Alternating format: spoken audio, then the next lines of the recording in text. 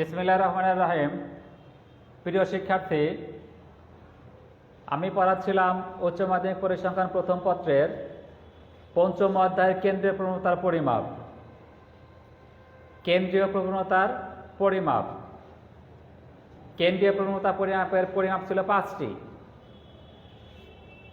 1 নাম্বারটা ছিল যোজিত গড়, 2 নাম্বারটা মধ্যমা, 3 নাম্বারটা প্রচুরক, 4 নাম্বারটা জ্যামিতিক গড় এবং 5 নাম্বারটা ছিল বিপরীত গড়। 1 নাম্বারটা যোজিত গড়, 2 মধ্যমা, 3 প্রচুরক, 4 জ্যামিতিক গড় এবং 5 হলো বিপরীত গড়। আমি ইতিমধ্যে যোজিত গড় এবং মধ্যমা নিয়ে আলোচনা করেছি। যোজিত গড় এবং মধ্যমা নিশ্চয়ই তোমাদের বিন্যস্ত এবং অবিন্যস্ত উপাত্তের ক্ষেত্রে যোজিত গড় নির্ণয় সূত্র এবং মধ্যমা নির্ণয় সূত্র মনে আছে। কি শিক্ষার্থীরা, মনে আছে না? হ্যাঁ, অবিন্যস্ত উপাত্তের ক্ষেত্রে যোজিত গড় x বার ইকুয়াল টু, অবিন্যস্ত উপাত্তের ক্ষেত্রে যোজিত গড় x bar equal to summation xi divide by n। বিন্যস্ত উপাত্তের ক্ষেত্রে যোজিত গড় x bar equal to summation fi xi divide by n। ঠিক আছে শিক্ষার্থীরা? অবিন্যস্ত উপাত্তের ক্ষেত্রে মধ্যমা m ইকুয়াল টু ছিল পদ সংখ্যা n বিজোড় হলে মধ্যমা m equal to n+1 divide by 2তম পদের মান, এবং পদ সংখ্যা n জোড় হলে মধ্যমা m ইকুয়াল টু ছিল n/2তম পদ প্লাস n/2 প্লাস 1তম পদ ডিভাইড বাই 2। এবং বিন্যস্ত উপাত্তের ক্ষেত্রে মধ্যমা mi, বিন্যস্ত উপাত্তের ক্ষেত্রে মধ্যমা mi equal to l1 plus n/2 minus fc divided by fm into c। নিশ্চয়ই তোমাদের মনে আছে? হ্যাঁ শিক্ষার্থীরা, বিন্যস্ত উপাত্তের ক্ষেত্রে মধ্যমা m equal to l1 plus n/2 minus fc divided by fm into c, যেখানে l1টা ছিল মধ্যমা শ্রেণীর নিম্নসীমা, fc ইকুয়াল টু মধ্যমা শ্রেণীর পূর্ববর্তী শ্রেণীর ক্রমযুক্ত গণসংখ্যা, fm ইকুয়াল টু মধ্যমা শ্রেণীর গণসংখ্যা, n ইকুয়াল টু মোট গণসংখ্যা। মধ্যমা শ্রেণী ইকুয়াল টু n/2 সংখ্যাটি ক্রমযুক্ত গণসংখ্যার যে শ্রেণীতে অবস্থিত। ঠিক আছে শিক্ষার্থীরা? এখন আমি আলোচনা করব প্রচুরক নিয়ে। প্রচুরক ইংরেজি হলো মোড, MODE। প্রচুরক হলো কোনো তথ্য সারি অথবা রাশিমালায় যে মানটি সবচেয়ে বেশিবার থাকে, আসে বা ঘটে, তাকে বলা হয় ওই রাশিমালার প্রচুরক। কোনো তথ্য সারিতে যে মানটি, অর্থাৎ কোনো একটা রাশিমালায় 20টা মান দেওয়া আছে, ওই 20টা মানের মধ্যে যে মানটি সবচেয়ে বেশিবার আসবে, থাকবে বা ঘটবে, তাকে বলা হবে ওই রাশিমালার প্রচুরক। প্রচুরক কিন্তু হলো মোড, MODE। Mode, mode. মোডের MO দ্বারা প্রচুরক প্রকাশ করা হয়। কি দ্বারা প্রকাশ করা হয়? MO দ্বারা। তাহলে শিক্ষার্থীরা একটু খেয়াল করো, প্রচুরক যে মানটি বেশিবার থাকে, তাহলে একটা রাশিমালা দেখে আমরা বুঝতে পারবো যে কোন মানটা বেশিবার আছে। যে মানটা বেশিবার থাকবে সেই মানটাই হবে প্রচুরক। কিন্তু আমরা প্রচুরক কিভাবে নির্ণয় করব? অবিন্যস্ত উপাত্তের ক্ষেত্রে কিভাবে প্রচুরক আমরা নির্ণয় করব বা বের করব? প্রচুরক নির্ণয় করার জন্য বা বের করার জন্য বা প্রচুরক চিহ্নিত করার জন্য তথ্য সারির মানগুলোকে আমরা কি করব? মানের ঊর্ধ্বক্রমে অথবা নিম্নক্রমে সাজাবো। হয় ঊর্ধ্বক্রমে সাজাবো, না হয় নিম্নক্রমে সাজাবো। সাজালে যে মানটা বেশিবার থাকবে সেই মানটা অবশ্যই পাশাপাশি চলে আসবে। পাশাপাশি চলে আসলেই আমাদের বুঝতে খুব সহজ হবে, অথবা খুব সহজে আমরা বুঝতে পারবো যে কোন মানটা বেশিবার আছে। যে মানটা বেশিবার থাকবে ওই মানটাই হবে প্রচুরক। ঠিক আছে শিক্ষার্থীরা? তাহলে অবিন্যস্ত উপাত্তের ক্ষেত্রে প্রচুরক নির্ণয়ের কোনো সূত্র নেই, কিন্তু এখানে আমার প্রচুরক ইকুয়াল টু যে মানটি বেশিবার আছে বা বেশিবার থাকে।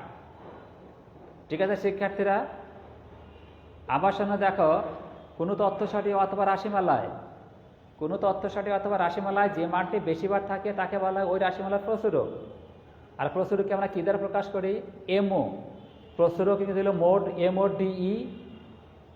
ডিই এর এমও দ্বারা আমরা প্রচুরক প্রকাশ করি। তাহলে অবিন্যস্ত উপাত্তের ক্ষেত্রে প্রচুরক এমও ইকুয়াল টু যে মানটি বেশিবার থাকে।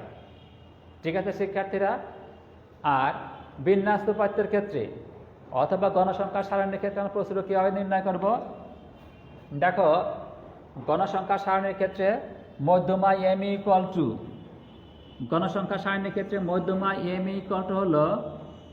মধ্যমা M equal to L1 plus n/2 minus FC divide by FM into C, যেখানে L1 ইকুয়াল টু কী ছিল মনে আছে নিশ্চয়ই তোমাদের? L1 ইকুয়াল টু মধ্যমা শ্রেণীর নিম্ন সীমা, FC ইকুয়াল টু মধ্যমা শ্রেণীর পূর্ববর্তী শ্রেণীর ক্রমযুক্ত গণসংখ্যা, FM ইকুয়াল টু মধ্যমা শ্রেণীর গণসংখ্যা, n ইকুয়াল টু মোট গণসংখ্যা, C ইকুয়াল টু মধ্যমা শ্রেণীর শ্রেণী ব্যবধান এবং মধ্যমা শ্রেণী ইকুয়াল টু n/2 সংখ্যাটি ক্রমযুক্ত গণসংখ্যা যে শ্রেণীতে অবস্থিত। ঠিক এরকমই আমরা একটা সূত্রের মাধ্যমে প্রচুরক নির্ণয় করব। কার ক্ষেত্রে? বিন্যস্ত উপাত্তের ক্ষেত্রে। দেখো, বিন্যস্ত উপাত্তের ক্ষেত্রে প্রচুরক MO equal to L1 plus delta 1 divided by delta 1 plus delta 2 into C. ঠিক আছে শিক্ষার্থীরা, দেখো কি লেখা হয়েছে এখানে, যে বিন্যস্ত উপাত্তের ক্ষেত্রে প্রচুরক MO equal to L1 plus delta 1 divide by delta 1 plus delta 2 into C, যেখানে এগুলো আমরা কী করতে বর্ণনা করতে হবে। যেখানে L1 ইকুয়াল টু প্রচুরক শ্রেণীর নিম্ন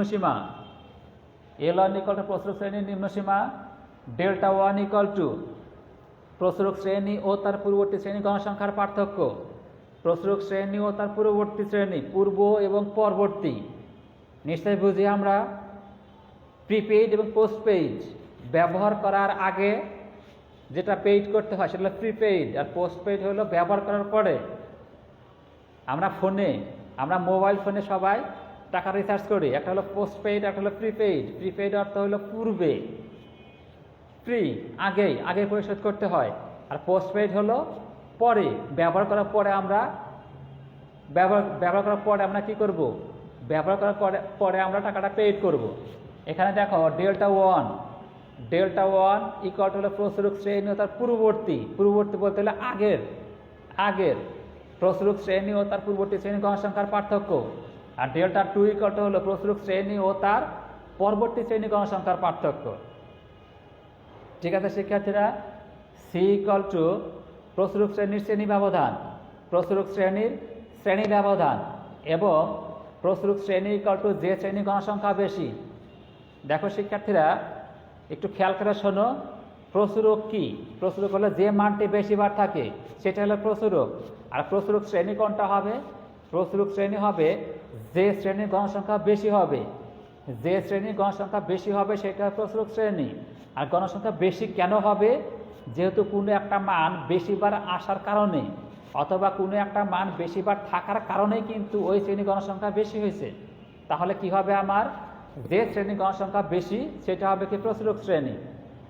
ঠিক আছে শিক্ষার্থীরা, তাহলে দেখো যে কি লেখা হয়েছে এখানে। দেখো, প্রচুরক এমও ইকুয়াল টু বিন্যস্ত উপাত্তের ক্ষেত্রে প্রচুরক MO equal to L1 plus delta 1 divide by delta 1 plus delta 2 into C, যেখানে L1 ইকুয়াল টু প্রচুরক শ্রেণীর নিম্ন সীমা, ডেল্টা 1 ইকুয়াল টু প্রচুরক শ্রেণী ও তার পূর্ববর্তী শ্রেণী গণসংখ্যার পার্থক্য, ডেল্টা 2 ইকুয়াল টু প্রচুরক শ্রেণী ও তার পরবর্তী শ্রেণী গণসংখ্যার পার্থক্য, সি ইকুয়াল টু প্রচুরক শ্রেণীর শ্রেণী ব্যবধান এবং প্রচুরক শ্রেণী ইকুয়াল টু যে শ্রেণী গণসংখ্যা বেশি। এই সূত্র ব্যবহার করে আমরা কি করব? বিন্যস্ত উপাত্তের ক্ষেত্রে প্রচুরক নির্ণয় করব। তাহলে চলো শিক্ষার্থীরা, আমরা একটা উদাহরণে দেখি কিভাবে প্রচুরক নির্ণয় করা যায়। আমরা একটা উদাহরণে দেখব যে কিভাবে আমরা প্রচুরক নির্ণয় করতে পারি। দেখো, শ্রেণী এবং গণসংখ্যা দেওয়া আছে। শ্রেণী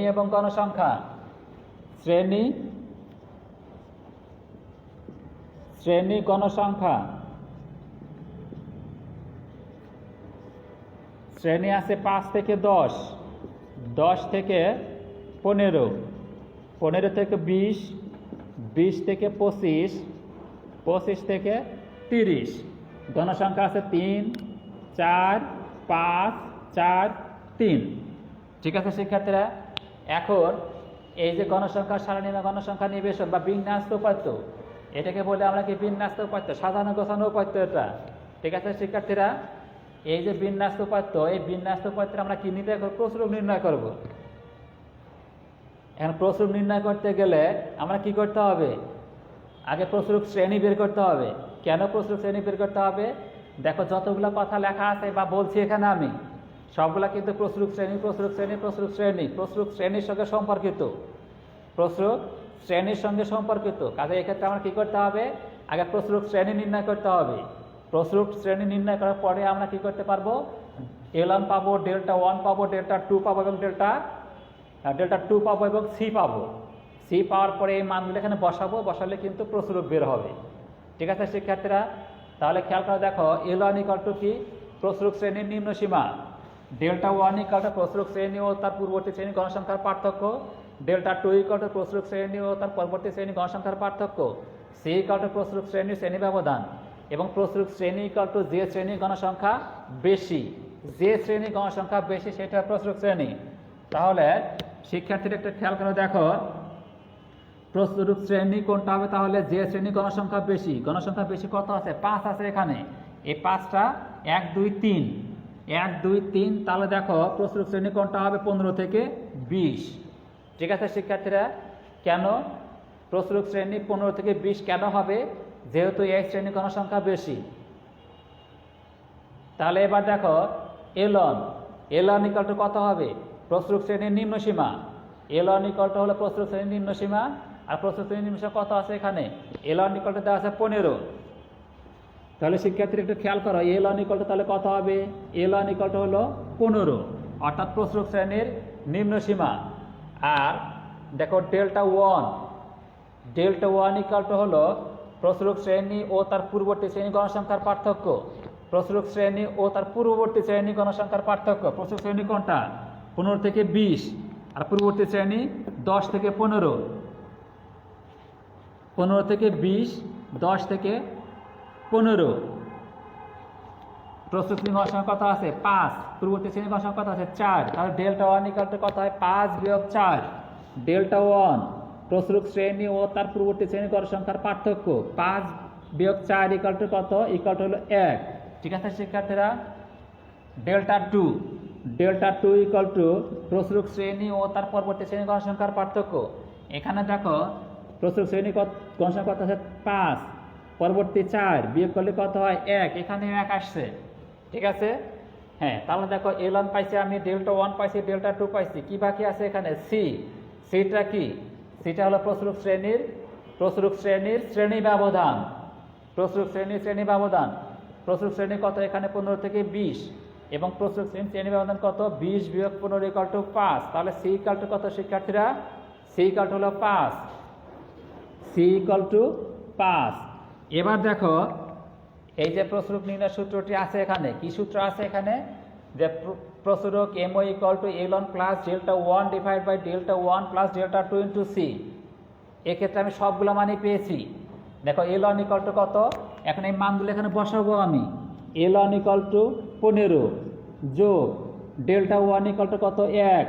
delta 1 equal to 1, delta 2 equal to 1, C equal to কত? 5।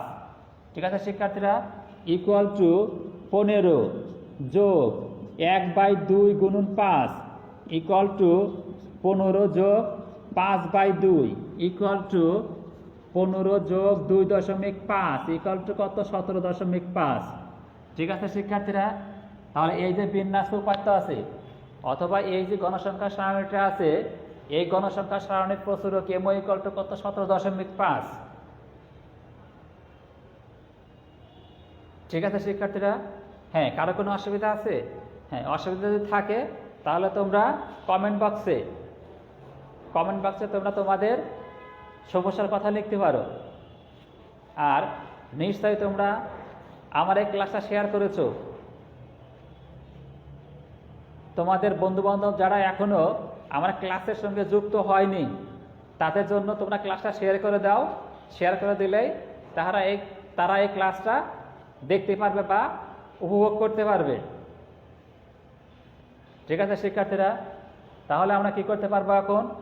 বিন্যস্ত এবং অবিন্যস্ত, অবিন্যস্ত এবং বিন্যস্ত উপাত্তের ক্ষেত্রে যে কোনো উপাত্তের ক্ষেত্রে আমরা প্রসরূপ নির্ণয় করতে পারবো। আচ্ছা, এই যে বিন্যস্ত উপাত্তের ক্ষেত্রে প্রসরূপ নির্ণয় করেছি আমি, এই ক্ষেত্রে প্রসরূপ m = কত আসছে? 17.5। একটা জিনিস খেয়াল করবো তোমরা, যে মানটা আসবে প্রসরূপের, যে মানটা আসবে সে মানটা অবশ্যই প্রসরূপ শ্রেণীর মধ্যেই থাকবে। এখানে খেয়াল করো যে প্রসরূপ শ্রেণী কত আছে? 15 থেকে 20, এবং যে মানটা আমি পেয়েছি কত? 17.5। এই মানটা কিন্তু দেখো যে 15 থেকে 20-এর মধ্যেই আছে। এখন আমি বললাম যে প্রসরূপ শ্রেণী 15 থেকে 20, মানটা পেলাম আমি 21, তাহলে কি অঙ্কটা হয়েছে বলে মনে হবে? না, অঙ্কটা হয়নি আমার। আপাত দৃষ্টিতে আমরা বুঝতে পারবো কিভাবে যে অঙ্কটা হয়েছে? সেটা হলো যে প্রসরূপের যে মানটা আসবে সে মানটা অবশ্যই এই প্রসরূপ শ্রেণীর মধ্যেই থাকবে।